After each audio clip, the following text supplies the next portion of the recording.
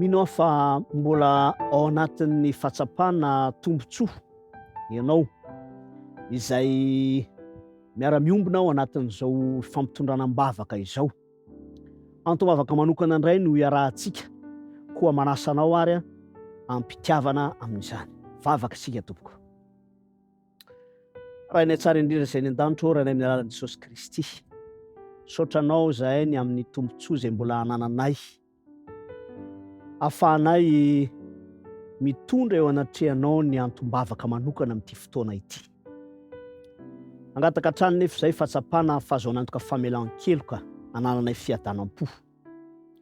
Ary toy izany no angatanay manokana ho an'ireo pastora rehetra, mba hananan'izy ireo antoka ny amin'ny famelan-keloka, satria manana adidy manokana tompo izy ireo.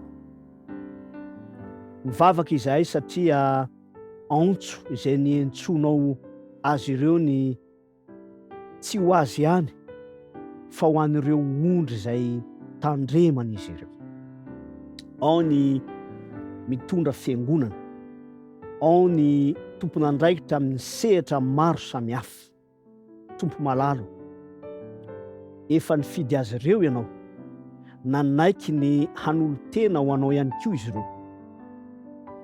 Toany hatrany, fahendrena, faranitantsaina, fahazavan-tsaina manokana avy amin'ny fanano masina, tanjaka sy hery, ary indrindra fitiavana ihany koa ireo ondrinao.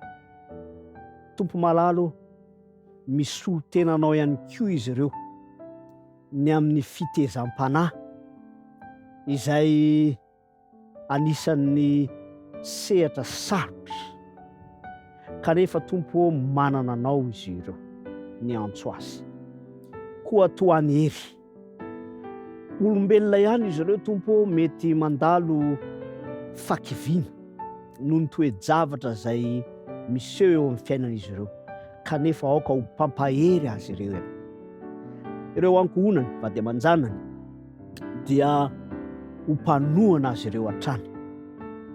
Ny fanirianay tompo ao anatin'izao fiombonam-bavaka ho azy ireo izao dia mba hamirapiratra eo amin'ny fiainan'ireo pastora tsirairay avy ane ny anaranao, membonahitra, ary izy ireo kosa dia ahita fifaliana amin'ny fanomponanao. Fatonona ny vavaka ao amin'ny anaran'i Jesosy Kristy. Amen.